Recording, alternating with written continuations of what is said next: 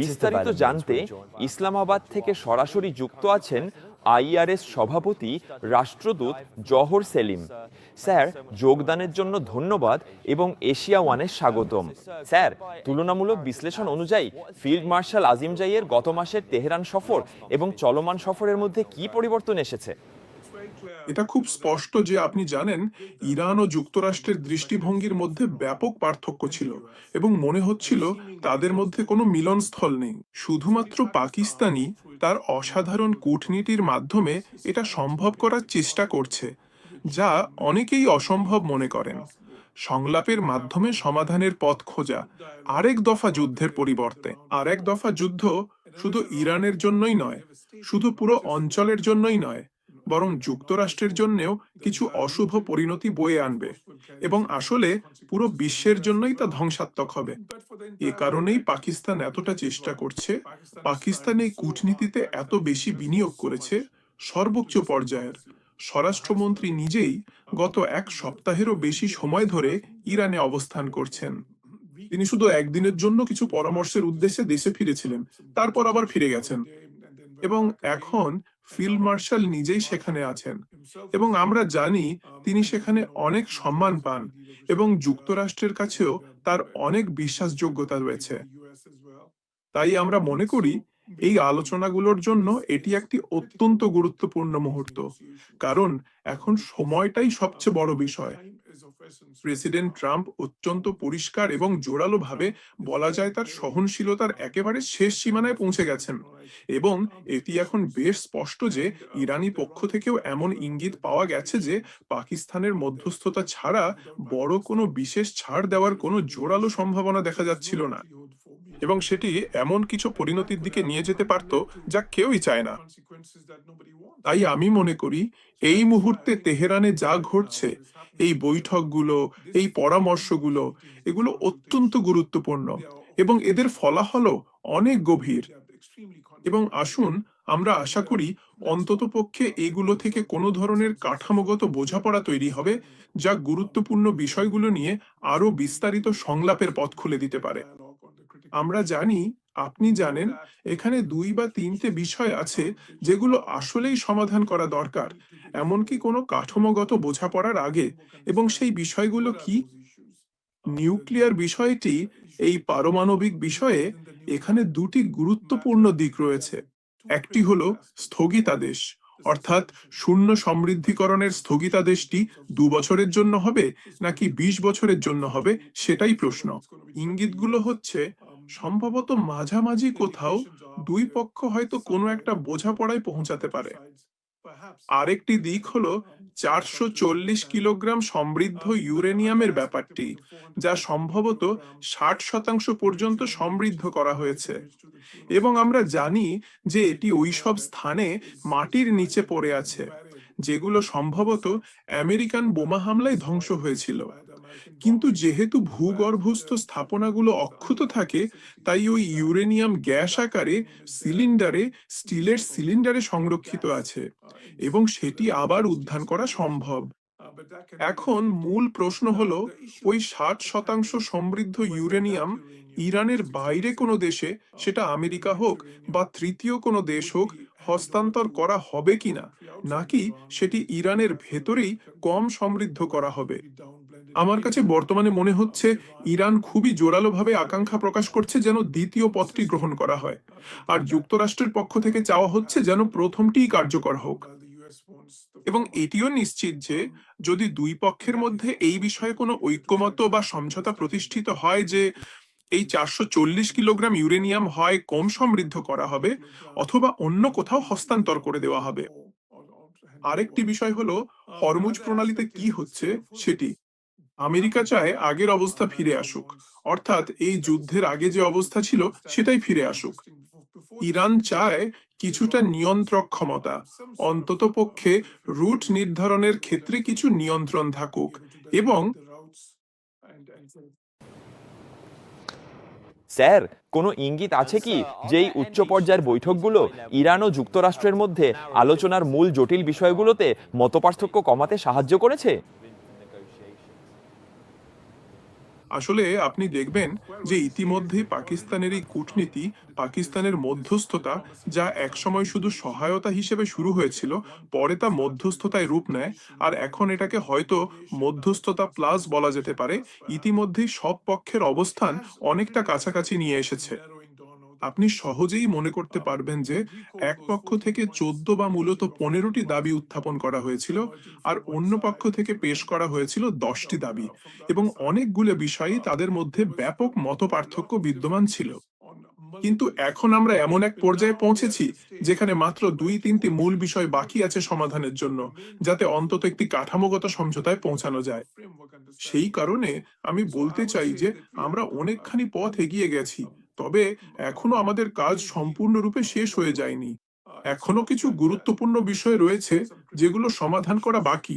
তবে প্রকৃত সত্যটি হলো এই যে আমার ব্যক্তিগতভাবে মনে হয় 1 মাস আগে আমরা ঠিক যেখানে ছিলাম আর এখন বর্তমানে যেখানে আছি, তার সম্পূর্ণ কৃতিত্ব পাকিস্তানের চমৎকার কূটনীতিকে দিতে হয়।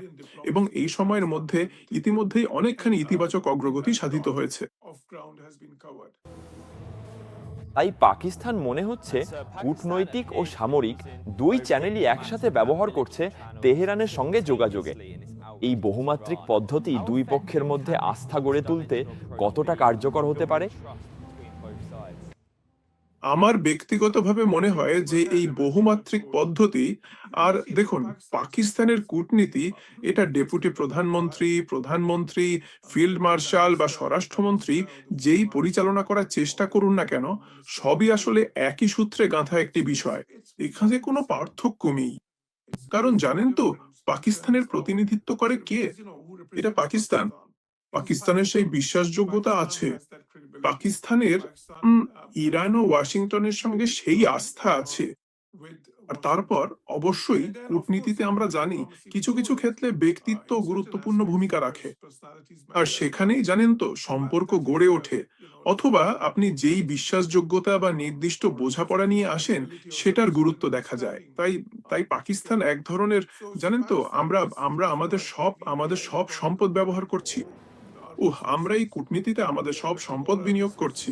আর আমি মনে করি, কারণ ইরানের ভেতরে যেমনটা আপনি দেখেছেন, যেসব বৈঠক হয়েছে সেগুলো হয়েছে সেখানে বেসামরিক কর্তৃপক্ষের সঙ্গেও, আবার সামরিক কর্তৃপক্ষের সঙ্গেও। শুধু প্রেসিডেন্ট না, শুধু পররাষ্ট্রমন্ত্রী না, শুধু মি খলিফা স্পিকার, যিনি শুধু স্পিকারই নন, তাকে চীনের জন্য প্রধান আলোচক এবং বিশেষ প্রতিনিধি হিসাবেও নিয়োগ দেওয়া হয়েছে। এবং আমি মনে করি এটাও গুরুত্বপূর্ণ, কারণ চীনও এই প্রক্রিয়ায় পরোক্ষভাবে ভূমিকা রাখছে, পাকিস্তানকে সমর্থন দিয়ে, ইরানের সঙ্গে তাদের প্রভাব ব্যবহার করে।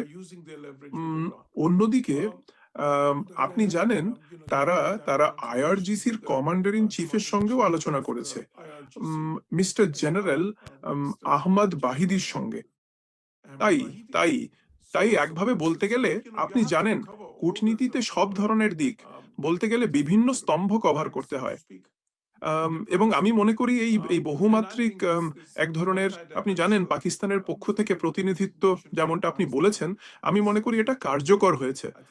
এটা খুবই ফলপ্রসূ হয়েছে। এবং আমরা বিশ্বাস করি আমরা এখন একটা চুক্তি বা কোনো ধরনের বোঝাপড়ার আরো কাছাকাছি, সম্ভবত অতীতের যে কোনো সময়ের চেয়ে। কিন্তু এর মানে এই নয় যে, আপনি জানেন, এটা একেবারে চূড়ান্ত হয়ে গেছে এক ধরনের, আপনি জানেন, যে কোনো দিক থেকে। কারণ এমন আলোচনায়, কূটনীতি নিয়ে যেমন বলা হয়, কিছুই চূড়ান্ত নয় যতক্ষণ না সবকিছু চূড়ান্ত হয়। এটাই এমন আলোচনার একটি মৌলিক নীতি। এবং এ কারণেই আমরা বিশ্বাস করি এই প্রক্রিয়াটিকে এখান থেকেও এগিয়ে নিয়ে যেতে হবে। যদি শেষ পর্যন্ত ইরান ও যুক্তরাষ্ট্রের মধ্যে কোনো যুগান্তকারী চুক্তি হয়, তাহলে এর কী প্রভাব পড়তে পারে আঞ্চলিকভাবে জ্বালানি নিরাপত্তা এবং পাকিস্তানের নিজস্ব কৌশলগত অবস্থান ও আঞ্চলিক জ্বালানি নিরাপত্তার ওপর? আমি মনে করি এর প্রভাব হবে বিশাল। হুম, এর প্রভাব হবে অত্যন্ত গুরুত্বপূর্ণ, ইতিবাচক, খুবই উপকারী এবং পারস্পরিকভাবে উপকারী। শুধু পারস্পরিক নয়, বরং আঞ্চলিক সব দেশের জন্য সাধারণভাবে উপকারী, এবং শুধু এই অঞ্চলের জন্য নয়, বরং পুরো বিশ্বের জন্য। কিন্তু চলুন এক্ষেত্রে প্রথমে পাকিস্তানের দিকে মনোযোগ দিই। পাকিস্তানের জন্য যদি কোনো চুক্তি হয় ইনশাল্লাহ, এবং এবং নিষেধাজ্ঞাগুলো ধাপে ধাপে তুলে নেওয়া হয়, বা যেভাবে তারা কোনো ব্যবস্থা গ্রহণ করে, আপনি কি কল্পনা করতে পারেন পাকিস্তান ও ইরানের মধ্যে কতটা বাণিজ্য হতে পারে? সম্ভাবনা বর্তমানে যা হচ্ছে তার চেয়ে বহু গুণ বেশি। আমরা সম্ভবত কয়েক বছরের মধ্যেই $10 বিলিয়ন বাণিজ্য করতে পারতাম। একইভাবে আপনি জানেন, ইরান ওম পাকিস্তান গ্যাস পাইপলাইন প্রকল্প, যেটা এই নিষেধাজ্ঞার কারণেই আপনি জানেন একরকম আটকে আছে, এবং এটা পাকিস্তানের জন্য অত্যন্ত গুরুত্বপূর্ণ একটি প্রকল্প এবং বহু বিলিয়ন ডলারের একটি প্রকল্প, বিশেষ করে পাকিস্তানের জ্বালানি খাতের জন্য। আমি মনে করি এটা অত্যন্ত গুরুত্বপূর্ণ।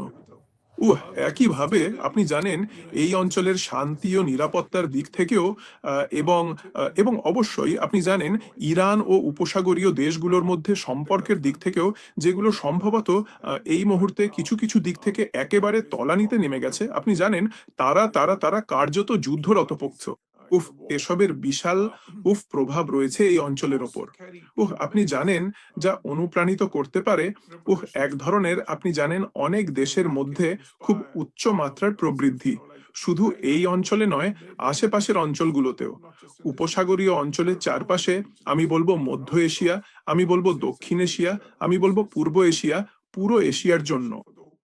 আমি উহ এবং আবারও আপনি জানেন, কারণ ইরান তাদের আগামী 5-10 বছর বা তারও বেশি সময় ধরে পুনর্গঠনের প্রয়োজন হবে, এবং সেই পুনর্গঠন অন্যান্য দেশের জন্য সুযোগ সৃষ্টি করবে, আরো সুযোগ সৃষ্টি করবে অংশীদারিত্ব ও সংযোগের জন্য, যা আবারও এক ধরনের, আপনি জানেন, পুরো অঞ্চলের জন্য, শুধু এই অঞ্চল নয়, আশেপাশের অঞ্চলগুলোর জন্য উপকারী হতে পারে। তাই আমি মনে করি, এবং সংঘাত পরবর্তী সময়ে হয়তো আঞ্চলিক নিরাপত্তার ক্ষেত্রে এক ধরনের নতুন কাঠামো তৈরি হতে পারে। আমি সত্যি বলতে গালফ অঞ্চলে যুক্তরাষ্ট্রের সঙ্গে প্রতিরক্ষা সহযোগিতার মূল কাঠামোতে কোনো বিশাল পরিবর্তন হবে বলে মনে করি না। কিন্তু একই সময়ে আমি এমন একটা পরিস্থিতি কল্পনা করি যেখানে তারা একটা বহুস্তরীয় প্রতিরক্ষা ব্যবস্থা চাইবে। তারা যেখানে তারা অন্যান্য দেশকে অন্তর্ভুক্ত করে একটি আঞ্চলিক কাঠামো চাইবে। এবং ইরানের সঙ্গেও এক ধরনের সমঝোতা চাইবে।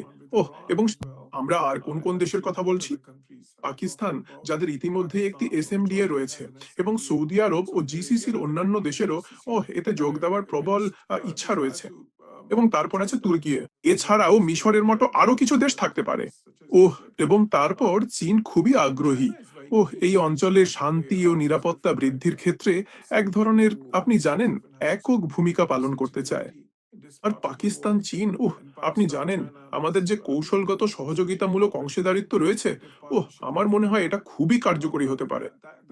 তাই আমি দেখি যে, আপনি জানেন, ইনশাল্লাহ যদি এক ধরনের, আপনি জানেন, একটি কাঠামো, এক ধরনের বোঝাপড়া তৈরি হয়, এবং ইনশাল্লাহ যদি তা একটি বিস্তৃত শান্তি ও চুক্তি বা শান্তি ও সমঝোতায় পৌঁছায়, তাহলে এর বিশাল ও ইতিবাচক প্রভাব পড়বে শুধু দক্ষিণ এশিয়া নয়, শুধু মধ্য এশিয়া নয়, শুধু উপসাগরীয় অঞ্চল নয়, বরং পুরো মধ্যপ্রাচ্য, পূর্ব এশিয়া এবং আসলে পুরো বিশ্বে। কারণ এই মুহূর্তে বিশ্ব একটি জ্বালানি সংকটের মুখোমুখি। বিশ্ব একটি এমন পরিস্থিতির মুখোমুখি যেখানে অর্থনৈতিক সংকটও হতে পারে, এবং সম্ভবত আরো গুরুত্বপূর্ণভাবে যেখানে খাদ্য সংকটও হতে পারে।